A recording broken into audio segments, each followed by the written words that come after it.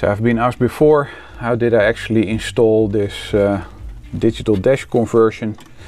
So probably by now everybody knows that website where there's a very good write-up on how things are done.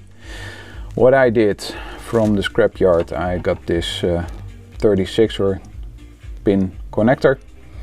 This is the original connector, which was sitting in this space, but you can just push it down and it can occupy this space where it has no intrusion with anything. And what I did is all the cables which are necessary, so I removed a couple of pins, so you can see probably only these are occupied. That's an empty one, occupied, all empty, occupied, and so forth. Those go somewhere here in this spaghetti sauce, and I soldered them onto the appropriate pins in the original connector. So I think the majority of colors are lining up.